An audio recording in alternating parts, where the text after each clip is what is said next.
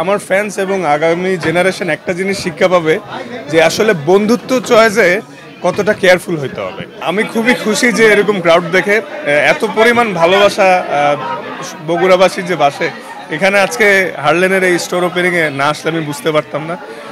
আমি মেনলি এখানে এসেছি হার্লেনের ওপেনিংয়ে এবং আমি একজন হার্লেনের সদস্য। সো আমার খুবই ভালো লাগতেছে এখানে আসতে পেরে, সাথে ইমন ভাই কেয়া সবাই আসছে, সো খুব ভালো লাগছে আমাদের।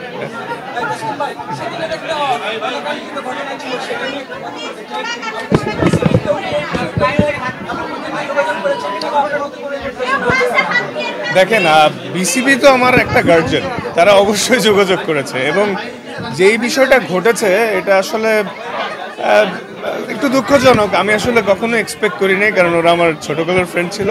বাট এই বিষয় থেকে আমার ফ্যান্স এবং আগামী জেনারেশন একটা জিনিস শিক্ষা পাবে যে আসলে বন্ধুত্ব চয়েসে কতটা কেয়ারফুল হইতে হবে। তো এই ছোটকালের বন্ধু হইলে যে ও আপনার শুভাকাঙ্ক্ষী হবে সেটার কোনো এই মানে না। তারা হয়তো উইদিন 24 আওয়ার সব কিছু উইথড্র করেছে, তারা আমার ভালো চায় বলে। তারা যদি ভালোই চাইতো কোনো প্রবলেম হইলে পারিবারিকভাবেই কথা বলতো, তাই না? বাট যেহেতু আমি এখানে কোনো দোষী না, এজন্য ওরা বেশিক্ষণ যেতেও পারেনি এবং আমি চাইলেও আমার সাইড থেকে কোনো একটা অ্যাকশন নিতে পারতাম, বাট আমার বাবা সেটা করতে দেননি।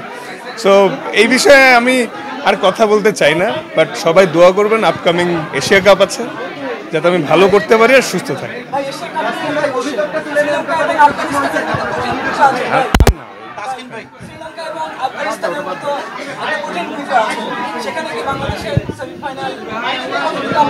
হ্যাঁ, অ্যাজ এ প্লেয়ার আমার স্বপ্ন তো আমরা চ্যাম্পিয়ন হব ডেফিনেটলি। আর টি-20 ক্রিকেটে অনেক আনসার্টেনিটি থাকে। হংকংয়ের সাথেও tough competition, India, Pakistan, Sri Lanka সবাই এশিয়ার বেশ ভালো টিম।